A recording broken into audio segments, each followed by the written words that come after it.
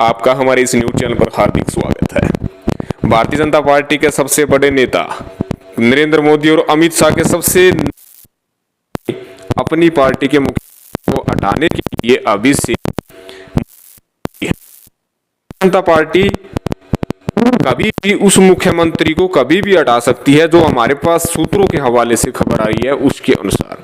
आपको डिटेल से जानकारी देंगे क्या माजरा है, कौन सा मुख्यमंत्री, उसकी जगह कौन मुख्यमंत्री बन सकता है। आपको पता है कि कोरोना के बढ़ते मामलों को लेकर बीजेपी सांसदों ने अपने ही सीएम को हटाने की मांग रख दी है।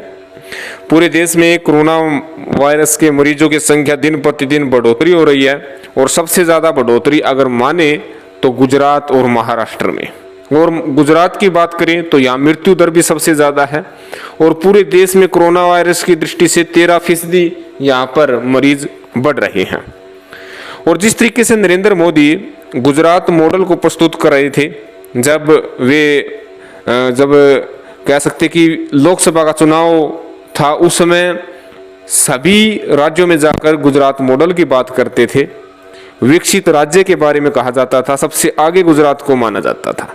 जहां भी प्रदेश के राज्यों में चुनाव होता था वहां पर गुजरात मॉडल की हवा भारतीय जनता पार्टी देती थी, लेकिन आज वो मॉडल फ्लॉप साबित हो रहा है। कोरोना वायरस की संख्या दिन प्रतिदिन वहीं पर ज्यादा बढ़ोतरी हो रही है, जिससे भारतीय जनता पार्टी की सरकार को थू हो रही है। आपको बता दें कि सुब्रमण्यम स्वामी जो भाजपा के सांसद हैं और मोदी के सबसे करीबी नेता कहे जाते हैं, उन्होंने साफ तौर पर कह दिया कि गुजरात में विजय रूपाणी को हटा देना चाहिए, उनकी जगह आनंदीबेन पटेल या किसी अन्य नेता को सीएम बना देना चाहिए, जिससे विजय रूपाणी को जोरदार झटका लगा। और सूत्रों के हवाले से जो खबर आ रही है कि भारतीय जनता पार्टी कभी भी मुख्यमंत्री पद से उन्हें हटा सकती है। और इसके साथ साथ बता दें कि विजय रूपाणी के स्थान पर आनंदनी के साथ साथ मनसुख मंडाविया का भी नाम चल रहा है। हालांकि उन्होंने ट्वीट करके कह दिया है, उन्होंने कहा कि पूरे दुनिया में कोरोना वायरस जो है महामारी के रूप में फैलता जा रहा है। गुजरात के साथ भी वैसा ही है। राज्य सीएम रूपाणी के कुशल नेतृत्व में इस समय सीएम बदलने आदि के बारे में अफवाह फैलाना लोगों के हित में नहीं है और उन्होंने लोगों से कहा कि अफवाह न फैलाए।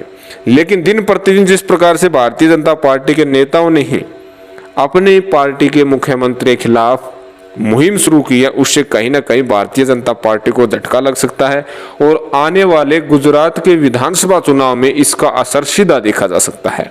आपको याद होगा जब गुजरात का विधानसभा चुनाव हुआ था, उस समय भारतीय जनता पार्टी की सिचुएशन लो थी, सरकार न बनने की सिचुएशन भी आ गई थी, लेकिन ऐन वक्त पर कुछ ऐसी चालें चली गई जिससे भारतीय जनता पार्टी को 99 सीटें प्राप्त हुई और फिर से गुजरात में सत्ता प्राप्त जो है उन्हें हुई। लेकिन अब की बारी आने वाले गुजरात के विधानसभा चुनाव में कोरोना वायरस के समय हो रही लोगों की दिक्कतों से वहां पर सिचुएशन बदलती हुई नजर आ रही है। इस मुद्दे पर आपका क्या कहना है जरूर कमेंट करके बताइएगा।